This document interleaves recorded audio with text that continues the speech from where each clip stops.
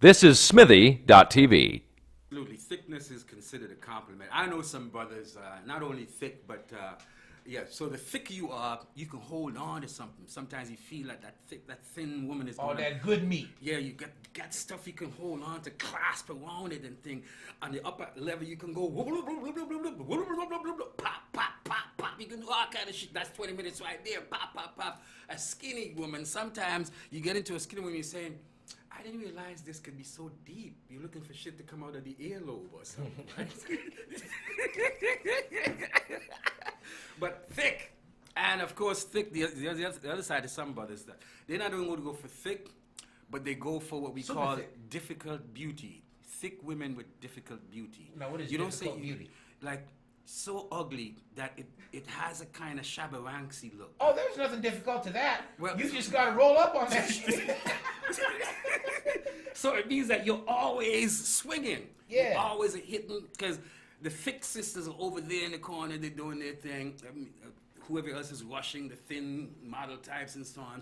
And of course, the one woman, you remember back in their parties where that one woman that nobody been dancing with all night.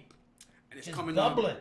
Like a Just- crock pot. It's coming on to the end of the night now, and everybody's hooked up and shit, and she's the only one over there, and you saunter over. Baby, I just saw you. I just realized you were over Well, here. I've been looking at in you the all hook night. All night. Yes. So, she became, her beauty just transformed at 1:30 in the morning. Sometimes it's nothing more than her nails are done. And you've got such beautiful hands. You got the kind of hand a man would be proud to put a ring on. Well, yeah, to me, that's I grew up calling that playing the percentages. Yes, Yes. you do it. I didn't. What's the phrase you had for it? Difficulty? Difficult beauty. Difficult beauty. Be difficult to explain that beauty to your boys afterwards. She had nice hands, nigga. She had nice hands. So thick has become a big thing because there's so many big, thick ladies out there that they've gotten sexy. Like, for instance, I noticed a number of years ago, women would shy away from being big, like their belly. No, a big belly woman is proud. She do the midriff thing so you can see. Is that proud or belly. ignorant? No, I say proud. I say, Okay. you know, let 1,000 blossoms bloom. Okay.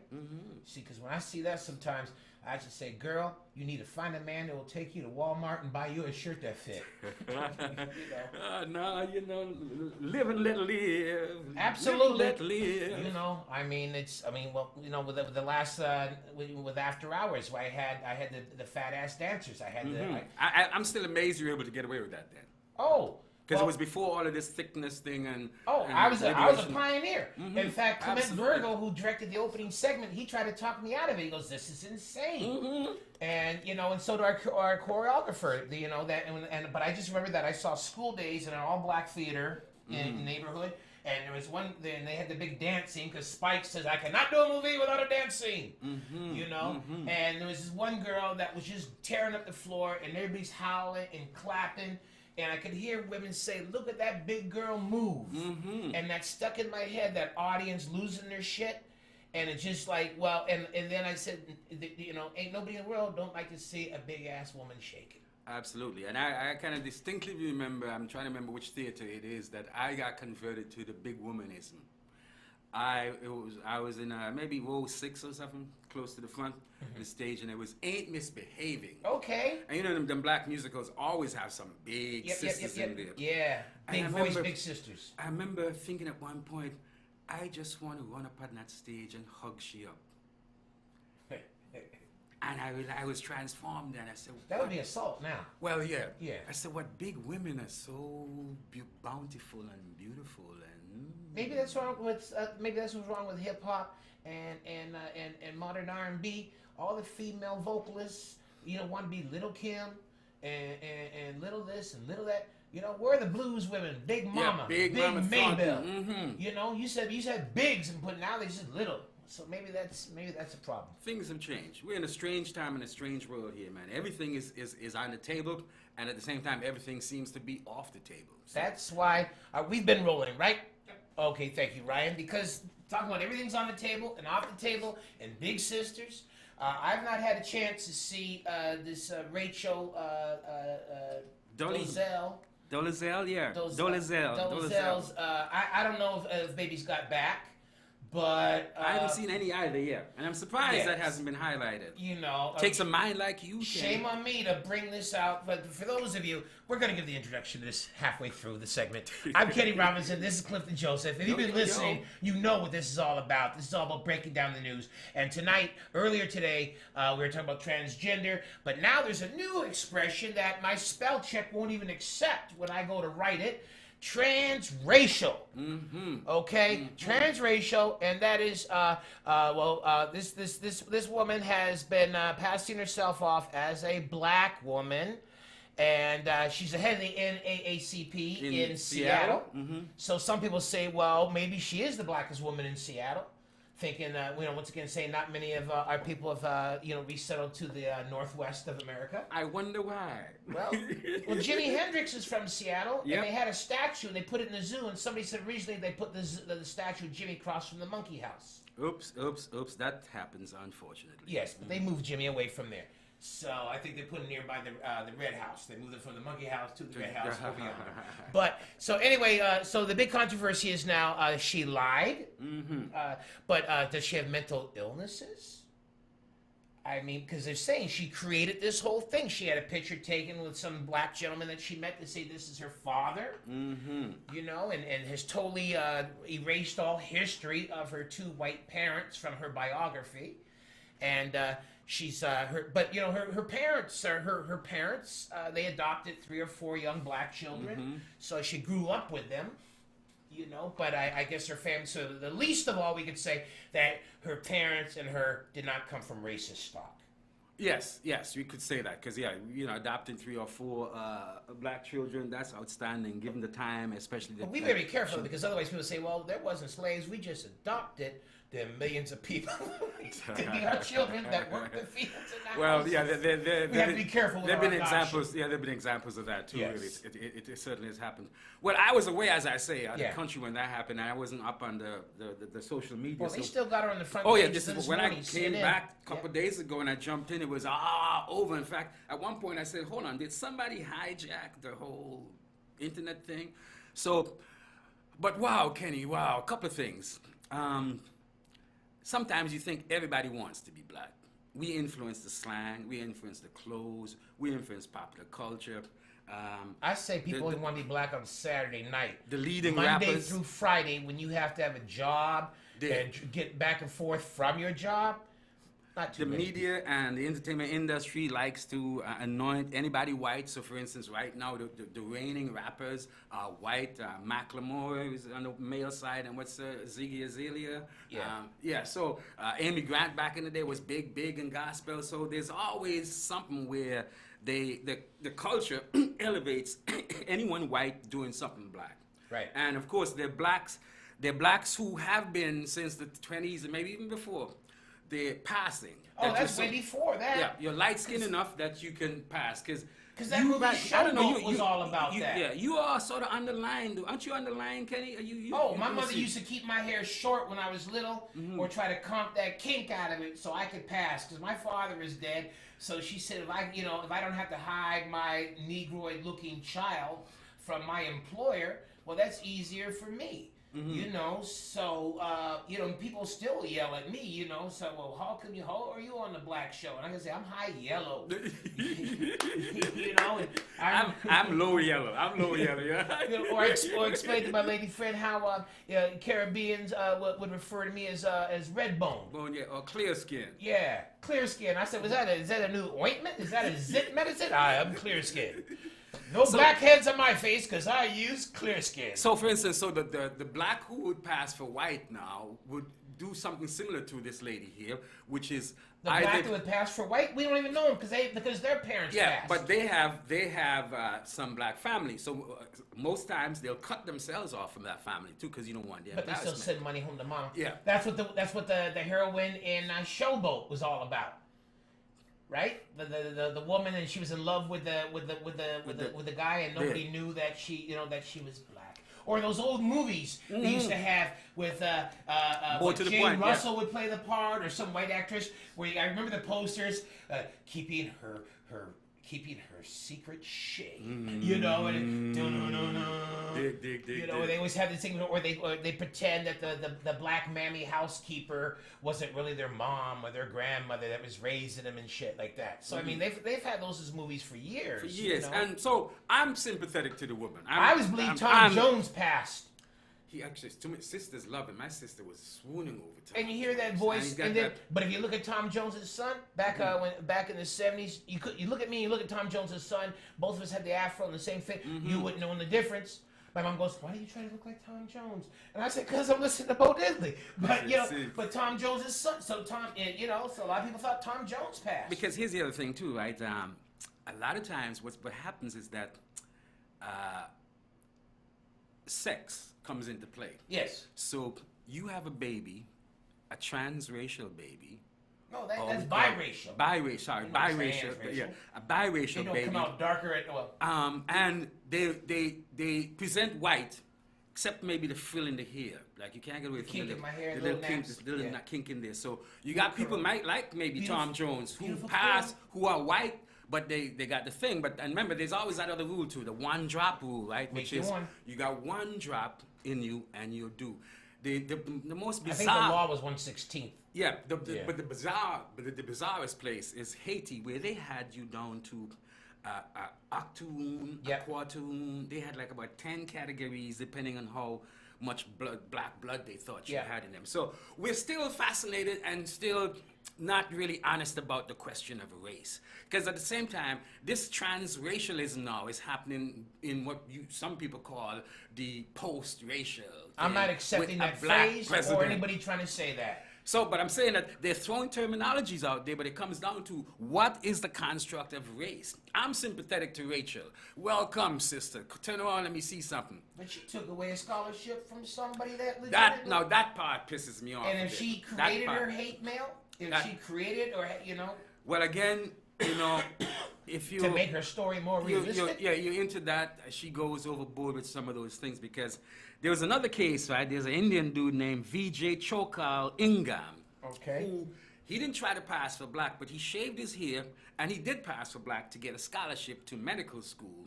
Now he was just doing that to get the scholarship and then he turned back Indian I when he hate finished Indians it. like that. Yeah. Now his situation. Well, that's like how you said Winnipeg in the 70s. It was so racist that Sri Lankans and dudes of Indian background, they would get their hair perm, trying to pass off as black. And I wasn't angry at them because, you know, they got called sand Use niggers. what you got so to they get were just still what niggers you to me. want. You know, Express yourself. they were still to me, you know. I say, ain't that something? So bad that an Indian got to try and pass for a black man in this fucking city. That's how So here's who I think she comes closest to, and I remember being struck by this guy back in high school, John Howard Griffith, who did that book Black Like Me. What Yes. he did, he went through that medical Walter process. Richard, who's the actor? I saw it on TV. Yeah, about there was year a ago. there's a movie of it. Yeah. Yeah, we all had to read that book back in grade yeah, 7. of grade course. So yeah, and I was Yeah. pretty fascinated by it. So he did that as a sociological 8. I experiment. didn't read it in front of my classmates. I didn't want them to think I might have read. Slick, like Rick. It's rough enough for me now. So he did this process then to show the difference between being white and black in America, going Right. to different institutions and so on, and that was a positive approach to, I guess you could call that whiteface yes, or blackface, whiteface. that would be blackface, but I mean, he was actually living in he had to go find himself for black only neighborhood to live in, and had to get used to drinking in the broken water fountain, and so I mean, he suffered all that. So Rachel now, she grew up in a household with 3 or 4 blacks in the neighborhood that were adopted by the parents. And they all probably And- talk like Brian Gumbo. Dig. And she eventually married a black man for a moment. So somewhere along the line, it looked like she culturally decided, you know what? I'm a sister. But we meet them every year at Caravana. That doesn't change what they are. Yes. So I'm saying that she took it so deep. Now, again, usually you pass to accept to get the largesse of the group you're moving into. Right. So now she's, some would say, downgrading now. She's moving from white privilege, as it were, down to the black privilege. working for the NAACP. From all reports, she's But that was been formed by whites, though. yeah, So. well, whites and blacks, but Yeah. but it's a black organization, so-called. It's a Negro. It's a Negro. Yeah, you used to, yeah. They haven't changed that. They haven't. Yeah, I always wonder why they never moved to African American. Because as long as it's Negro, they'll still get donations. Okay, the Negro. So here she is, slumming down, as it were, and doing the kind of work, the activist work, and all of that kind of organizing to accept it. So, except for those things where she took a scholarship and position away from Yeah, actual. except for capitalizing and cashing in on it, it's all fine. let me try to rephrase that. I think his name is Franklin Townsend. I think he's related to Robert Townsend. He's a comic in Chicago. He wrote, "How come nobody's mad at Rachel for being a better black woman than most black women?" What did he mean by that, though? He meant that she's doing all this activism work, whereas a lot of others are, going to get her hair done. But homegirl get her hair done too every Thursday. Yes, and I think she did the hair thing. She got the hair thing done because I seen the progression. Yes. And so she's got it fully enough that because look, sisters wear all kinds of different hair, right? To But that's see part. why. Once again, that goes back to hatred of. Yeah. So what happens is that, and the skin bleaching is a big thing, right? See Sammy So- Sosa. Yes. Oh gosh, you see, I mean, it's literally black Sammy and white. think that if he made himself white, that they'll forget his back corking. Sammy, that shit, I can't get in the Hall of Fame. They're gonna let the white boys on steroids in. I better dye my skin and straighten my hair. Then maybe they'll forget I was the pride of Dominica. So look here. Speaking of that, okay. So here's Rachel, white so-called, does her hair thing up, and I don't know. Her tan. She must do her tan thing. Orange pills. Okay. And the other side now. Here's a sister who grows up black. She does her bleaching cream. She gets her weave. She gets her Brazilian horse hair. She gets her Indian hair, and the two of them are looking exactly alike, but they both move from one situation. So who's black and who's white? I'd say the one with the horse hair, because she's going to be in a rap video. Okay, so you see, this is a thing where they Exactly. both did exactly the same thing and end up at the same point, but we're not as hard on the sisters who are trying to be white and whiteify their face and skin bleach it and do all the hair Because things. they don't have the option of ever not bleaching their skin. I mean, if what they want is that idea of Eurocentric beauty or acceptance, the minute they stop and they go back to little nappy head Dorothy, well then their whole dream and their whole scam is done. But here's the thing. But if this one stops being a black woman, she can still be a white woman in charge. Given what I've read about the woman, it doesn't seem like she's the type to flip back to white. No, She might have been the once black, she ain't she ain't going back. However, and until she gets stopped. she's accepting all of the things along the line that comes with the activism and working for the folks and so on behalf of my people. Now, I want to see her throwing down at a pool in need on, because there were too many of her at that pool. So- I want to see her suck her teeth when she sees a white woman with a black dude on well, the street. she seemed to have been trying to manufacture that She had a street problem crap. with women that weren't Latin enough for some contests that they were in. So where was I? You're throwing me off. You know. Sorry. Okay. Oh yeah. So here's a sister now who bleaches her skin and does the hair thing and so on. She's trying to move up the chain. She's trying to move white to get the white largesse. Right? She's not doing that to become an activist. Right. Right. So here it is. She gives up her race to satisfy the corporate or the business, whatever. My girl Rachel gives up her race. No, because the black woman isn't giving up her race. Because she still Well, got she to go presents back to the her neighborhood to get that fake hair, and she still got to go back to that neighborhood to buy her bleaching. Because they're not selling skin bleaching stuff in the white neighborhood. See? But she they got- has to they go got- back they to got- Jane and Finch to get the They got bleach in that. tanning salons. All But the black woman becoming white doesn't need a tanning salon. dig. But my girl She still has to Rachel. go back to the ghetto to get her bleaching supplies. But you see, her relationship with the rest of her black family might be the same as Rachel's relationship with her white family. Either that or her mama says, pick me up some. Pick me up some. Don't want to see the corporate guys in the neighborhood, in the hood. You might even have a fictitious address. Well, you do see the Or corporate upscale. guys in the hood. Usually about 11 o'clock, Yeah. rolling up on the corner. You know, can I Just get put the some window shit? down for a second. Okay, we got to wrap this up. But one funny story that my father is always Well, the last job he had, he was working as a greeter. I love that title for a place called Toasttown. It was owned by a brother named Cadillac Bob. So, Like that name for some reason. when you work for Cadillac Bob, your job description is never quite filled. But my dad had a friend named Charlie Mazzoni, who lived in Italy, and when he passed, when my dad died, I found letters that he had written and never got sent and shit like that. And he was writing Charlie to send him to set up a deal where he was going to import hair from Italy to make wigs. And this is back in 1967. Way before the Koreans took the game over. So my father is trying to import that good Dago hair, as they say on the south side of Chicago. Got that good Dago hair.